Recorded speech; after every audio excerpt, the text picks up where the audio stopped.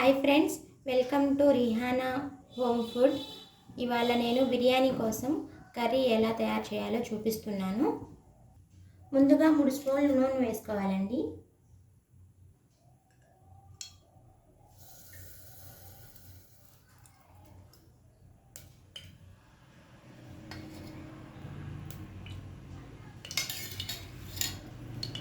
నూనె వేడయ్యాక ఆనియన్స్ వేద్దాం. నూనె వేడయ్యిందండి. ముందుగా ఆనియన్స్ వేద్దాము.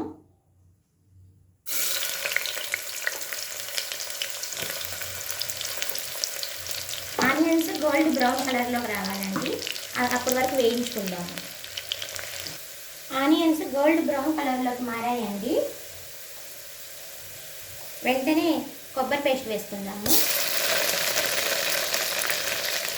కొంచెం చాలండి, ఎక్కువ అవసరం ఉండదు.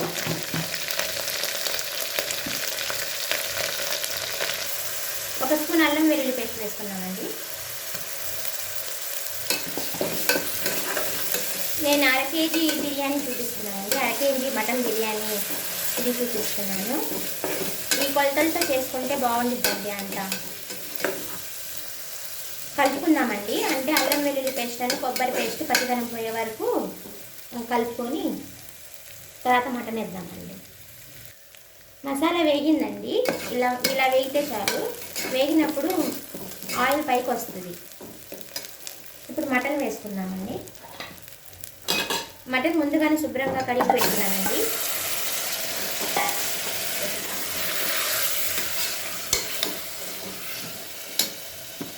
అందులో 1 స్పూన్ కారం వేసుకోవాలండి. 1 స్పూన్ ఉప్పు వేసుకుందాం.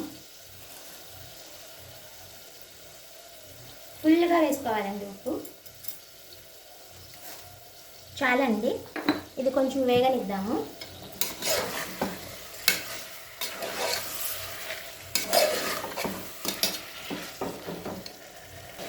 మటన్ బాగా వేగాలండి.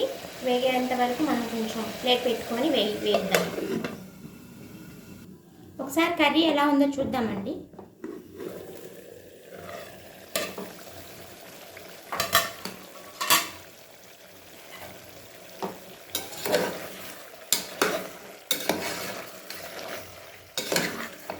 ఓకే, ఇప్పుడు కొంచెం నీళ్ళు వేసుకొని విజిల్స్కి పెట్టేద్దామండి. ఒక 1/2 గ్లాస్ నీళ్ళు వేసుకుంటున్నానండి. చాలండి. 5 విజిల్స్ రావాలండి. మటన్ అంతగా కుక్ అవ్వాల్సిన అవసరం లేదండి. ఎందుకంటే మళ్ళీ మనం బిర్యానీలో వేసి వండుతాం కాబట్టి 5 విజిల్స్ సరిపోతాయండి. 5 విజిల్స్కి పెట్టానండి. 5 విజిల్స్ అయిపోయాక అప్పుడు చూద్దాం ఎలా ఉందో కర్రీ. వెంటనే మళ్ళీ బిర్యానీకి ప్రిపేర్ చేస్తున్నానండి. బిర్యానీ ఎలా వండుకోవాలో చూపిస్తాను. మటన్ విజిల్స్కి ఉడుకుతూ ఉంటుందండి. అప్పటి వరకు బిర్యానీకి ఎలా తయారు చేయాలో చూపిస్తానండి.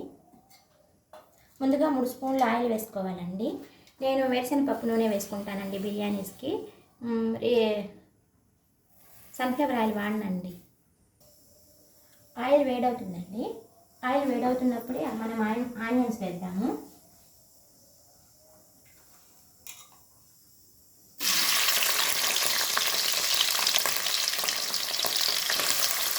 ఆనియన్స్ మాత్రం గోల్డ్ కలర్ రావాలండి. గోల్డ్ కలర్ వస్తేనే బిర్యానీ మన టేస్ట్ అనేది తెలిసింది. ఆనియన్స్ వేగుతున్నాయి కదండి. అప్పుడే మనం ఇలాచి గరం మసాలా, హోల్ గరం మసాలా అంతా వేసుకోవాలండి. కలుపుకున్నామండి. బాగా బ్రౌన్ కలర్ వచ్చేంత వరకు వేయించుకోవాలండి. ఒకసారి కలుపుకుందామండి. మీకు విజిల్స్ అనిపిస్తుంది పక్కనే పెట్టేసానండి మటన్ కూడా. ఇది 2nd విజిల్ అండి.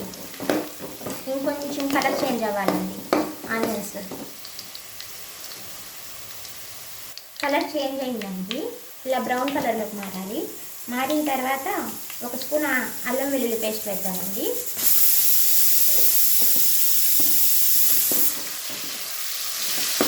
ఇది పచ్చిదనం పోయేంత వరకు వేయించుకున్నామండి. ఇవి వేగుతూనే ఉండిద్దండి అల్లం వెల్లుల్లి పేస్ట్. అందులో 2 టమాటాలు, పచ్చిమిరపకాయలు, మెయిన్ ఇందులో ఒక ఉల్లగడ్డ వేసుకుంటే బాగుంటుందండి మటన్ బిర్యానీలో.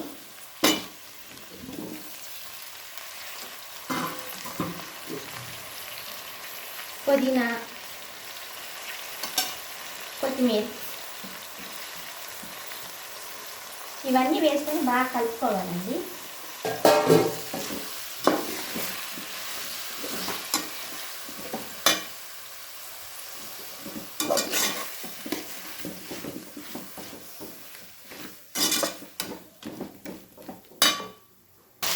ఇందులోనే ఒక స్పూన్ ఉప్పు వేసేసుకున్నానండి. అంటే ఈ కూరగాయలు అన్నీ మగ్గాలి కదా, టమాటా ఉల్లగడ్డ అంతా బాగా మగ్గుతాయండి. ఉప్పు వేసాం కదా, కలుపుకున్నామండి.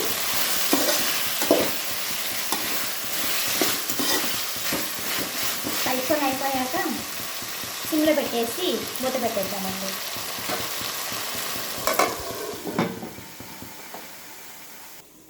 ఎలా ఉన్నాయో ఒకసారి చూద్దామండి.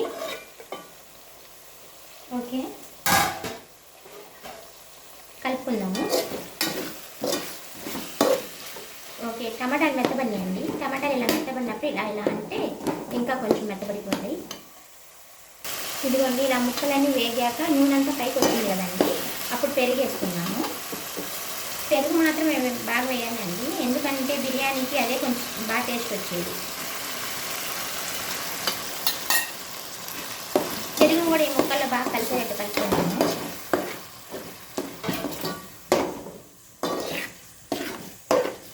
బంగాళదుంప వేసాను కదండి, అది ఉడకలేదు అనుకోవద్దండి. మనకు బిర్యానీ అయిపోయినప్పుడు అది కూడా ఉడికిపోయిద్దండి. ఇప్పుడు మూత పెడదామండి. మూత పెట్టి బాగా దగ్గరకు వచ్చేంత వరకు ఉడకనిద్దామండి. పెరిగేసాం కదండి, ఒకసారి ఎలా ఉందో చూద్దాము.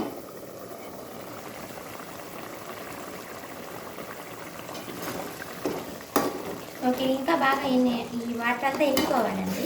ఇంకిపోయాక అప్పుడు మళ్ళీ మనం వాటర్ వేసుకుందాము. అంటే పెరుగులో పుల్లదనము ఉల్లగడ్డకి బాగా అబ్జర్వ్ చేసుకొని బాగుంటుందండి. ఇప్పుడు ప్లేట్ వేయవలసిన అవసరం ఉండదండి, ప్లేట్ వేయకుండానే ఉడకనిద్దాము. ఇప్పుడు నీళ్ళు వేసుకుందామండి. ఎసరికి నేను 2 గ్లాసులు బియ్యం తీసుకున్నాను, బీపీటీలేనండి. 1 గ్లాస్కి వచ్చి 1.5 నీళ్ళు వేయాలి. కానీ నేను మటన్ కూర వండుకుని పక్కన పెట్టుకున్నాను కదండి, అందుకోసం నేను ఇప్పుడు ఇందులో 2 గ్లాసులు వాటర్ వేస్తున్నానండి. మిగిలిన 1 గ్లాసుల కర్రీలో నాకు తెలిసి వాటర్ ఉంటాయండి, అవి సరిపోతాయి అనుకుంటున్నాను. అప్పుడు సరిపోకపోతే మనం అన్నం ఉడికేటప్పుడు కొంచెం నీళ్ళు చల్లుకోవచ్చండి. ఇది బాగా ఎసరు వచ్చాక అప్పుడు బియ్యం కలిపేద్దాము. ప్లేట్ వేసేసి ప్లేట్ వేసేద్దామండి. ఎసరు వచ్చాక అప్పుడు బియ్యం కలుపుదాం. ఎసరు వచ్చిందండి.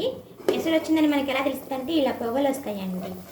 ఇదిగోండి, ఇలా ఇలా వాటర్ బబుల్స్ లాగా పైకి వస్తాయి. ఇప్పుడు ఇందులో అండి 1 స్పూన్ ధనియా పౌడర్ వేద్దామండి.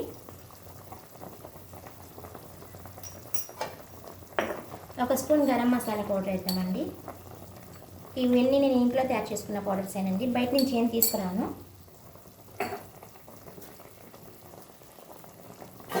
కలుపుకొని బియ్యం వేసేద్దామండి. కలిపానండి, బియ్యం వేసేద్దాము.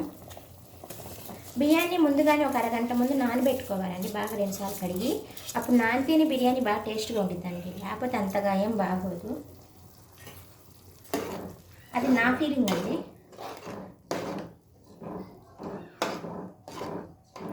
ఇలా కలుపుకున్నాం కదండి, కలుపుకున్న తర్వాత 1 స్పూన్ నెయ్యి వేద్దాము. అంటే నెయ్యి గట్టిగా ఉంది, అది 2 స్పూన్లు అనుకోవచ్చండి. ఇలా వేయాలండి. ఏ బిర్యానీకైనా నెయ్యి వేస్తే ఆ టేస్ట్ వేరేగా ఉండిద్దండి, బాగుండిద్ది టేస్ట్. ఆయిల్తో చేసిన బిర్యానీ వేరేలాగా ఉండిద్ది, నెయ్యితో చేసిన బిర్యానీ వేరేగా ఉండిద్దండి టేస్ట్.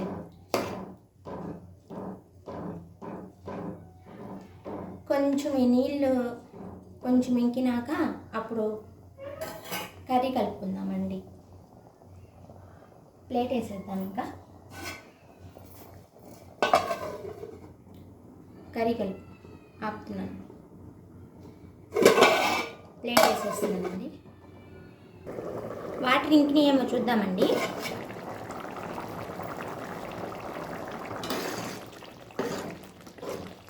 ఓకే, ఈ స్టేజ్లోనే కర్రీ కలిపేద్దామండి. చెప్పాను కదండి వాటర్ ఉంటాయి కర్రీలో అని. ఇదిగోండి వాటర్, అందుకే నేను వాటర్ తగ్గించాను ఎసరికి. ఇప్పుడు కలుపుకుందామండి.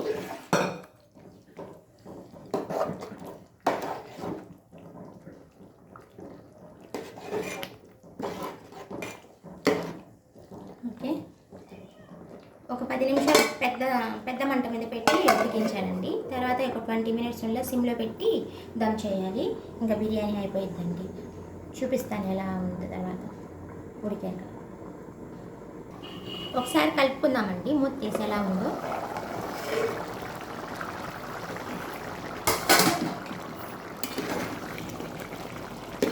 ఇలా కలుపుకోవాలండి, లేకపోతే అడుగంటి పోయిద్ది. బిర్యానీ అనేది ఎప్పుడు ఇలా వెడల్పాటి పాత్రలోనే చేసుకోవాలండి. అప్పుడు మనం కలుపుకోవడానికి కానీ దమ్ అవ్వడానికి కానీ అంత బాగుంటుంది బిర్యానీ. పెట్టేదండి. ఇంకోసారి చూద్దామండి ఎలా ఉందో. ఓకే, ఇప్పుడు అడుగంటడానికి వస్తుందండి. అలాంటప్పుడు మనం పొయ్యిలో సిమ్ చేసుకోవాలండి. ఇప్పుడు నేను పెద్ద మంట మీద ఉడికిస్తున్నాను కదా అన్నాన్ని, అలా కాకుండా సిమ్లో ఉడికించాలండి. సిమ్లో ఉడికితే ఇంకా మనకు దమ్ అయిపోతుందండి బిర్యానీ. ఇదో రకమైన బిర్యానీ అండి, ఇలా అయినా చేసుకోవచ్చు. ఇంకొక బిర్యానీ ఏంటంటే కర్రీ అందులోనే కలుపుకొని బియ్యం వేసేసి అలా దమ్ చేసుకోవచ్చు. ఇంకో బిర్యానీ ఏంటంటే అన్నాన్ని వేరేగా కర్రీని వేరేగా కలిపి దానివల్ల రెండింటిని కలిపి అలా కూడా చేసుకోవచ్చండి బిర్యానీ.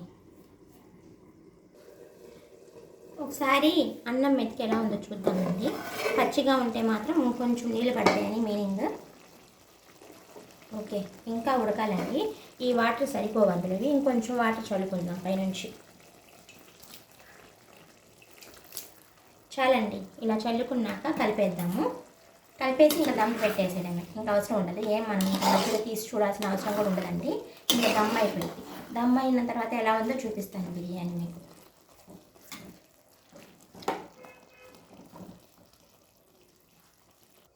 బిర్యానీ దమ్ అయిందేమో ఒకసారి చూద్దామండి. ఓకే, డన్ అయ్యిందండి. దమ్ అయిందో లేదో ఒకసారి ఇలా చూస్తే అర్థమవుతుందండి. అంటుకుంటుంది, ఇలా అంటుకోకూడదండి. మనం ఇలా లోనకు పెట్టి తీసినప్పుడు నీట్గా రావాలి. నీట్గా వస్తే అప్పుడు దమ్ అయినట్టు మనకు అర్థం అండి. అంటే ఇంకా కొంచెం దమ్ అవ్వాలండి. మళ్ళీ మూత పెట్టేసి ఇంకొక 5 నిమిషాలు చూద్దామండి దమ్ అవుతుంది. బిర్యానీ బాగా స్మెల్ వస్తుందండి. అదిగోండి, మీకు కనిపిస్తున్నాయో లేదో లైట్గా పొగల్లాగా వస్తున్నాయి. అలా పొగల్లాగా వస్తే బాగా దమ్మైనట్టండి. ఇదిగోండి, ఇలా మనకు పొగల్లాగా కనిపిస్తున్నాయి కదా, బాగా దమ్మైనట్టండి. ఇప్పుడు చూద్దాము. ఓకే, ఇది కొంచెం అండి బాగా ఉడికిందండి. అన్నం అయిపోయిందండి. ఇంకా ఈ వీడియో కనుక మీకు నచ్చినట్లయితే లైక్ చేయండి, షేర్ చేయండి, సబ్స్క్రైబ్ చేయండి ఫ్రెండ్స్. Thank you.